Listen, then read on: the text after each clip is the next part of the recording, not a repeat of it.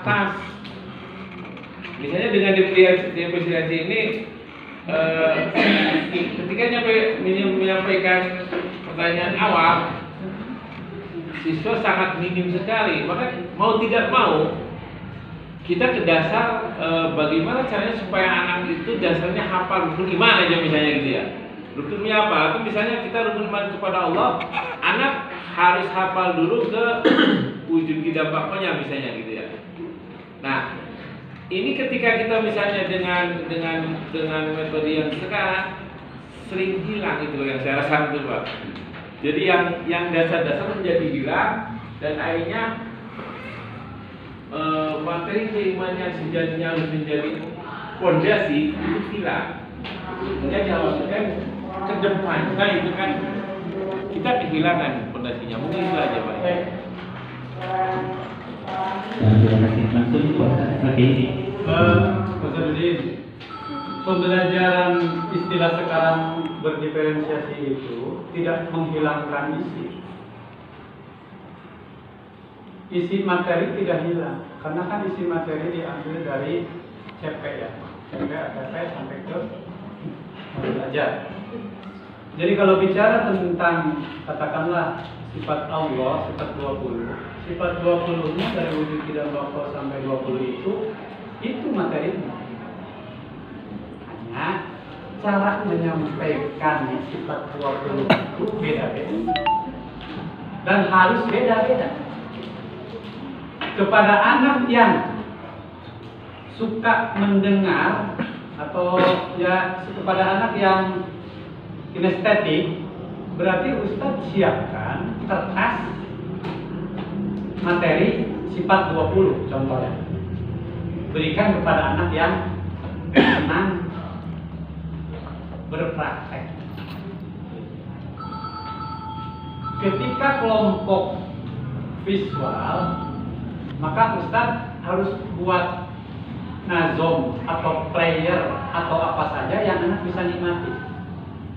Bahkan di situ kelihatan wujud artinya apa gitu, di HP atau pakai layar atau pakai. Ketika anak yang sukanya mendengar, kita ambil lagu-lagu nazom atau Ustadz sendiri yang menazomkan lagu. Allah wujud dan mukhalafatul hawadisi. Itu anak yang suka nyanyi, denger gitu langsung masuk. Itu sih anak saya Wadadiyat kudrat iradah. Seru gitu ngapalnya. Soalnya sama nanti. Soalnya bisa soal tulis semua. So, kasih soal. Tulis 3 dari atau 5 dari 20 sifat Allah. Yakin dengan pembelajaran yang berbeda hasilnya pasti sama ketika masing-masing belajar anak sesuai dengan karakteristiknya masing-masing.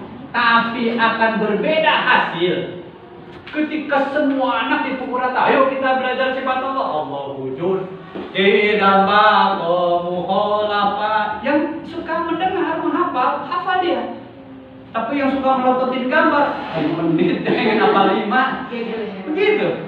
Gegean terajen gitu.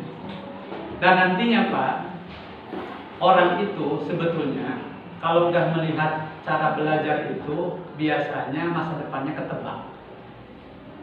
Kalau orang yang kuat menghafal, kuat dalam memori, cepat dalam memahami, itu dia calon guru, calon dosen, calon guru besar, calon kiai. Jurusan IPS, Iya. Tapi kalau anak yang senang praktek, enggak deh. Dia enggak cocok jadi guru, enggak cocok jadi kiai, enggak cocok jadi dosen. Cocoknya apa? Apa? Kalau enggak teknisi, dia di ekonomi. Saya coba itu cek anak-anak yang dulu di kelasnya biasa-biasa aja, cara di bos. Karena dia mikir, tidak aja mikir ini dengan dagang pupuk di harga 5.000-nya, duitnya 10.000-nya, kembali 5.000. Apa? Anak-anak yang di kelasnya dulu dianggap bodoh oleh kita, dia sukses di situ. Atau dia sukses di organisasi. Saya punya kawan Pak, aktif aja enggak itu di kampus. Sekarang jadi anggota dewan udah 2 periode. Oke, kamu cocok karena hari ngomong jadi gubernur atau gitu. Padahal masalah ya tadi. Dia kan ngajarasin. Gitu. Menyesatkan umat itu. Yuspan kayak kira-kira. Yang kendali rasional baik. Kapan kan ngajar kayak gitu? Orang asa bener pebat aja anggota dewan mah kudu gitu atuh. Itu meyakinkan orang bajing seorang lagi sebenarnya tidak bisa itu. Gitu. Itu pede. Hari mana kan sih. Karena kita mah biasa ngaji soalnya. Gitu. Jadi karakter orang itu terbaca sebetulnya. Nah, kalau orang jelas nih, mapal pun kendul. Kamu karena ngitung dagang ke asuh, bere bola gitu maji. Bere bola, bere kasti, bere futsal, lamun jadi olahragawan. Gitu. Jadi konten itu apapun materinya tidak berubah. Yang berubah itu pendekatan kita menyampaikannya kepada anak. Ibaratnya begini, materi nama sampel, dan sampel, ngan banding air ceria maka resepna teh singkong teh didamel putri nomo, diolah jerona tempelan jauh, dipastikan ngaliman, hari haji getuk. Hancurkan belean gula haji, waduh malimat gitu hari pun di lawan bukan tertinggali gitu. Yang lain mah dibikin tapek saja, meser, ragi, aurkeun saminggu beteh tadi ya, beunghak jadi tapek, jadi tapek itu modal dasarnya materinya adalah singkong. Itu saja saya kira. Saya kira kias ini amat jelas. Jadi materi tauhid, materinya tidak hilang, cara menyajikannya saja yang berubah berdasarkan hobi dan karakteristik siswa masing. Materi apa lagi? Materi tentang sujud. Tadi lihat Pak Haji, sujud. Bagi orang yang suka praktek langsung, iya Pak Haji ngejelasin sujud sawi itu. Jadi begini caranya, ayo kita jelaskan. Kita pakai HP. Jadi blog teh ngadangkeun begitu. Kita itu praktek. Hari anu eta mah kan anu resep kana tulisan mah dibere kertas, dulu kana tulisan. Biar simpel apa? Satu siapkan materinya, anu kedua siapkan daftar tanyanya. Contoh, sok yang dimaksud sujud sahwi itu apa? Kemudian bagaimana caranya? Ketika apa saja harus orang sujud sahwi? Sujud syukur. Ini jadi anak itu menjawab sekaligus ini hasilnya template kredit. Bagi materi yang lain disesuaikan dengan cara. Itu saja. Jadi sekali lagi jangan paksakan anak siswa kita di kelas hanya dengan menggunakan satu pendekatan pembelajaran dengan cara pembelajaran disamaratakan. Inilah zaman sekarang. Dan saya kira ini adil menurut saya.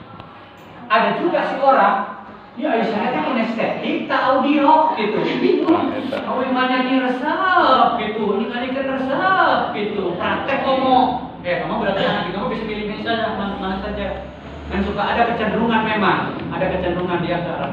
Jadi saya kira, jadi insya Allah dengan cara-cara yang sesuai dengan kehendak anak, justru lebih hafal anak. Ada teori, praktek nama, praktek namanya, Andes. Tapi dan jika nama, kudu nama lah muncul teorinya itu sesuai. Kudu. Baik, ada lagi pertanyaan?